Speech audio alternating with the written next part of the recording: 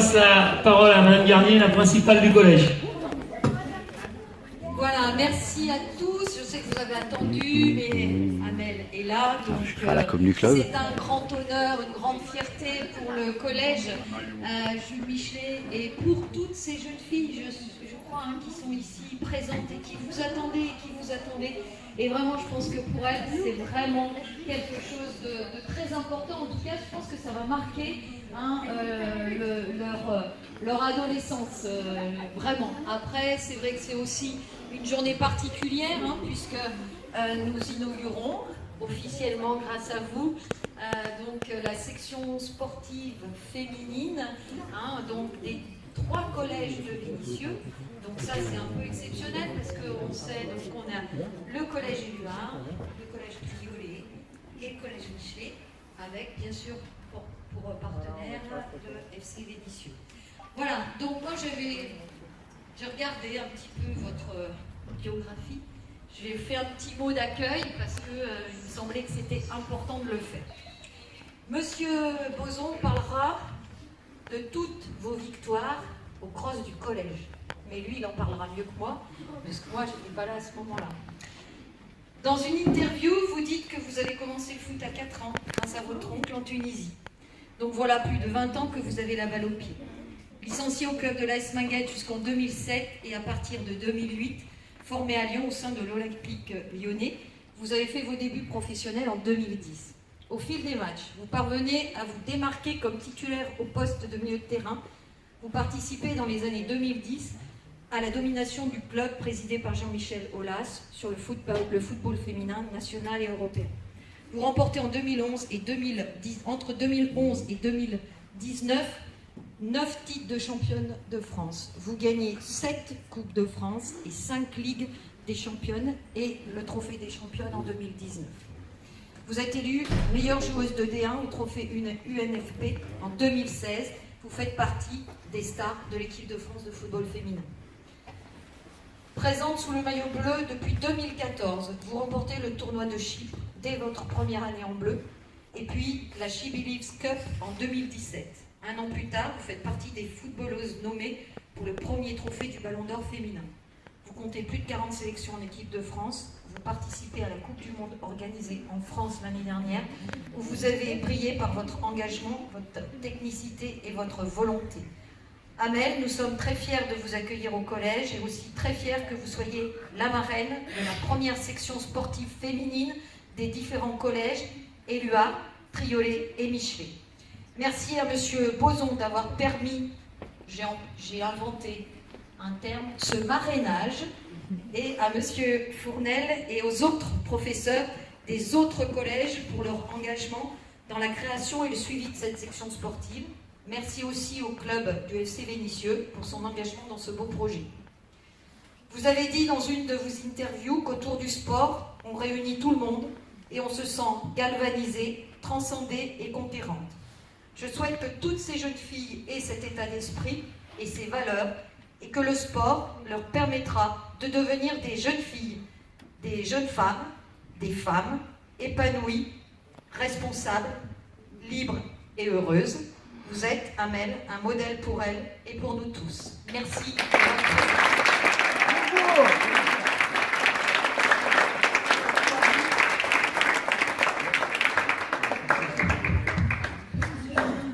Bonsoir à tous. Bonsoir.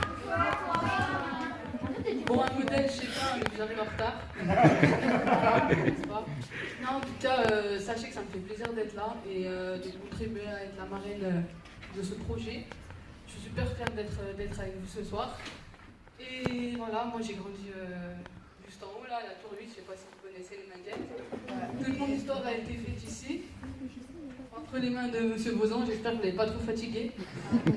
Je remercie aussi le collège de m'avoir choisi pour être la marraine. En tout cas, j'espère que je vais passer un bon moment avec vous et ça me fait encore plaisir d'être là.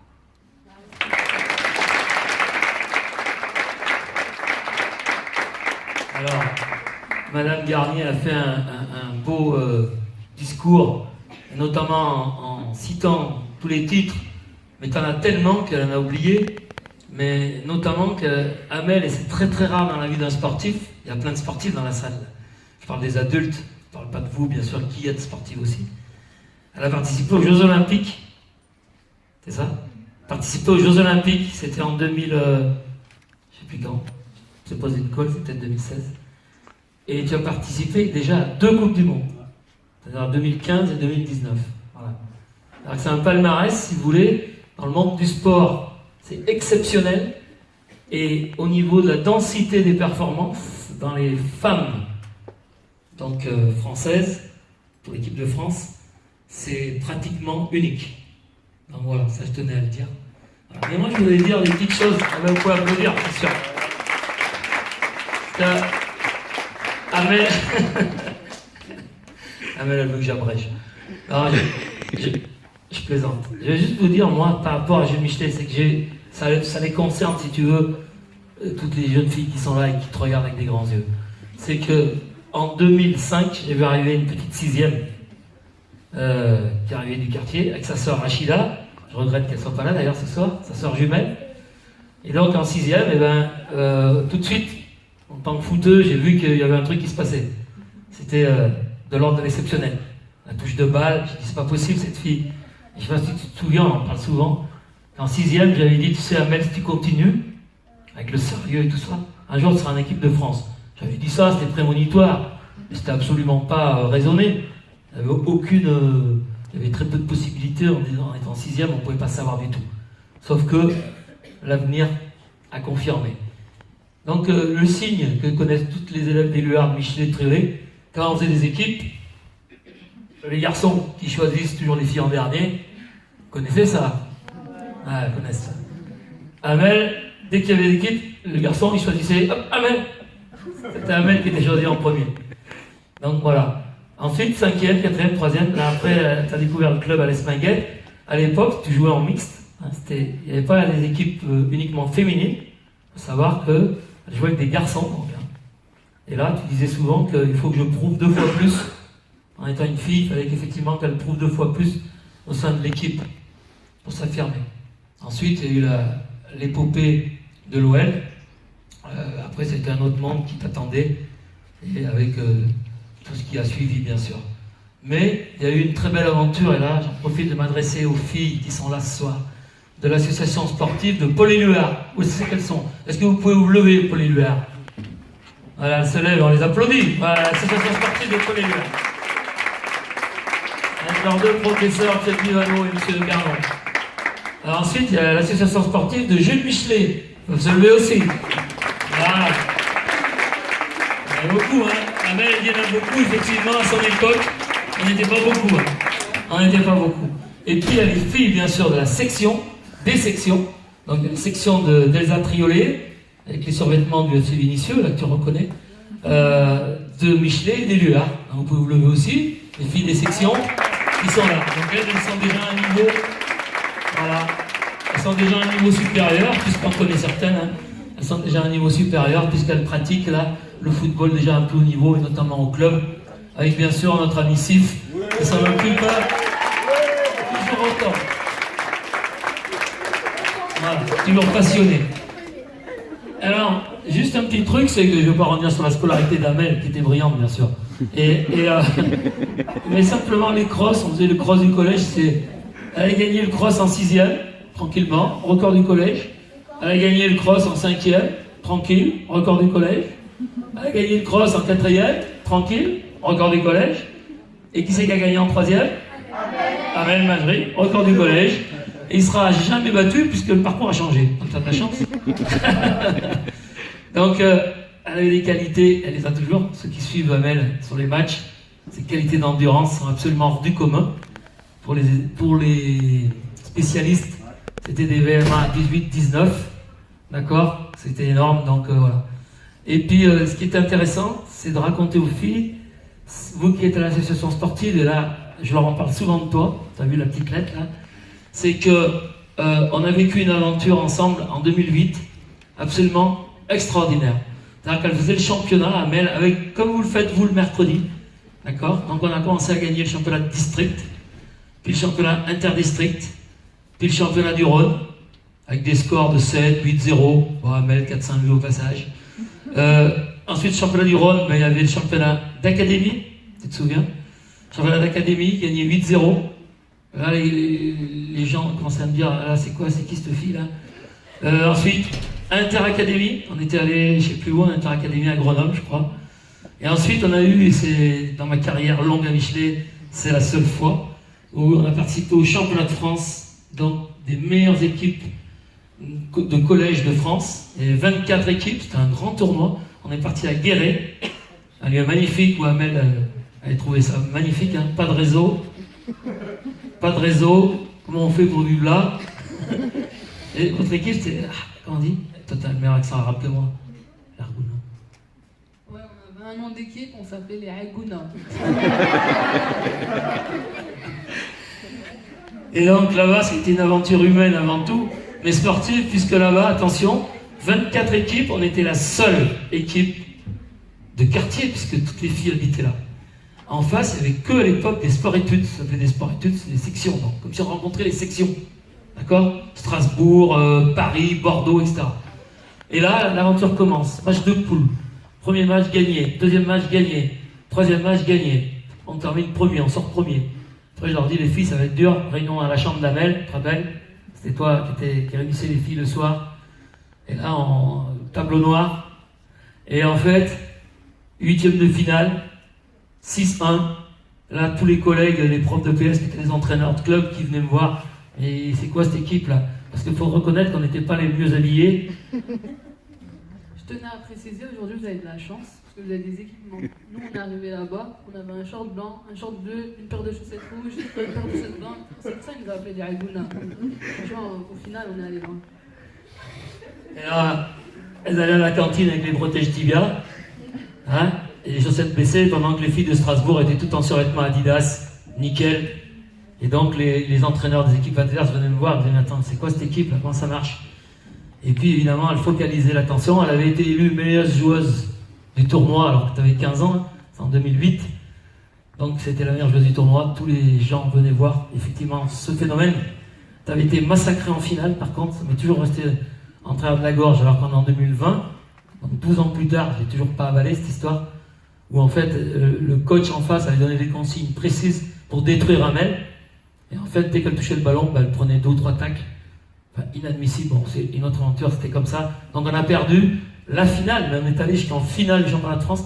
Donc il y a une équipe de Jules Michelet, son équipe en 2008, et moi avec, qui est vice-championne de France de football. Voilà. Donc ça, c'était ma aventure.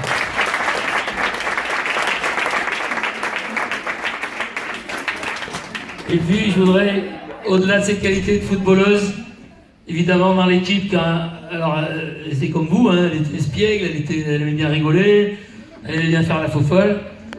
Mais, et c'est là où quand il fallait, d'un seul coup, être sérieuse, se concentrer, se réunir autour de moi, écouter les consignes, ce qu'il allait se dire, là, c'était une autre Amel.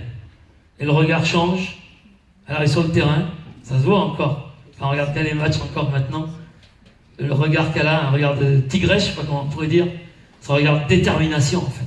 Cette volonté dont parlait Madame Garnier, absolument exceptionnelle, qui a fait d'elle une grande championne. Parce que pour être une très très grande championne, là elle est cool là, Amel, hein, mais si elle vous raconte exactement par quoi il faut passer, d'accord, les heures d'entraînement, le sérieux, mesdemoiselles,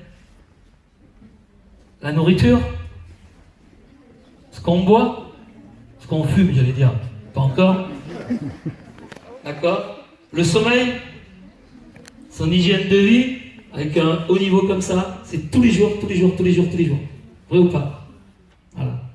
Donc ça, les filles qui rêvent là, il y en a plein qui rêvent, quand elles te voient, c'est normal, mais c'est ça aussi derrière, cette exigence du haut niveau, c'est quelque chose de fort, et du coup, elle n'a jamais perdu par contre, ça je tiens à le souligner, je vais en finir là, c'est ses qualités humaines.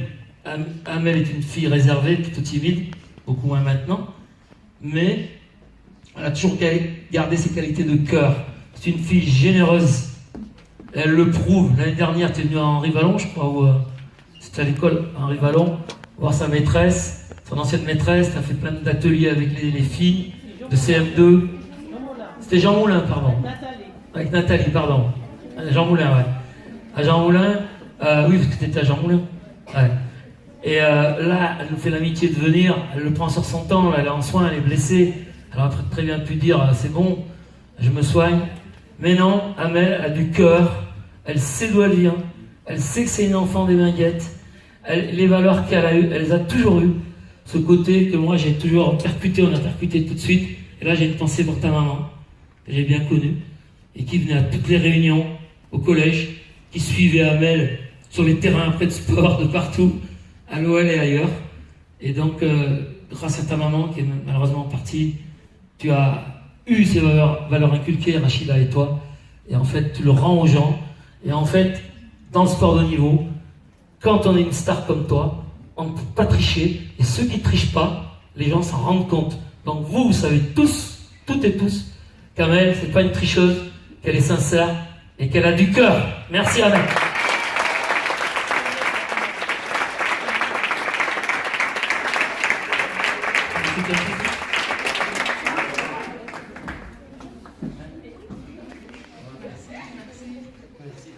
Non, je remercie M. Baudon pour tant d'éloges. Non, il a raison, il a dit un truc aussi, c'est une vérité, on s'en rend pas compte, mais vos parents derrière, ça compte beaucoup. Vous vous rendez pas compte du travail qu'ils font, les parents. Et c'est vrai que, comme il a dit, moi, ma maman, elle m'a beaucoup aidé. Et c'est important. Alors, ce que je propose, c'est que, pour pas que ça soit vivant,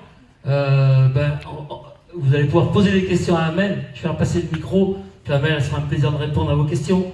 Parce qu'en fait, il y a peut-être plein de questions qui veulent fuser, alors on va essayer de contenter tout le monde, mais qui c'est qui veut poser la première question? C'est important la première. Attention, hein. Pourquoi tu continues de rester dans cette équipe de foot et pas y aller en Espagne? Ou à Manchester City. Ouais, mais t'as un plus grand salaire aussi. C'est une question ou une réponse tu lui fais? Toi, t'as suivi les infos de cet été, alors. Bah écoute, franchement, quand t'es dans le meilleur club du monde, c'est dur de partir. Sachant qu'aussi, je suis de Vénissieux, je suis de Lyon. J'ai ma famille à Lyon, donc c'est... Après, honnêtement, il y a le côté famille, que j'ai la chance d'avoir. Et il y a le côté victoire. Tu sais, quand tu gagnes tout, c'est vrai que décider d'aller voir autre chose, c'est un choix. Et ce choix-là, je le ferai peut-être plus tard. Mais aujourd'hui, voilà, j'ai des objectifs avec le club. Et notamment sur un plan personnel pour évoluer et atteindre un niveau encore meilleur que j'ai aujourd'hui. Sans aucune prétention. Et voilà, c'est pour ça que je suis restée à l'Olympique Lyonnais cet été. Une autre question? Qui c'est qui veut poser une question? Voilà, c'est une fille de Paul Éluard? Ouais, Paul Éluard.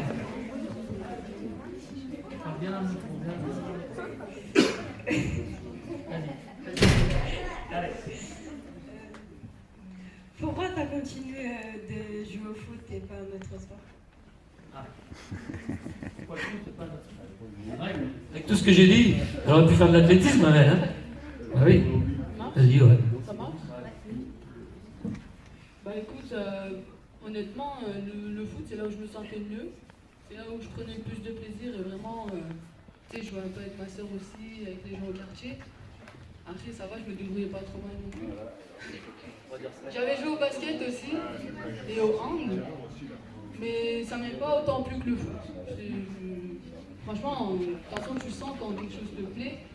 Aujourd'hui, toi, peut-être que tu as fait d'autres sports, mais le foot t'a plus plu. Donc, non, c'est un ressenti et c'est vraiment le foot qui, pour moi, est sorti en priorité.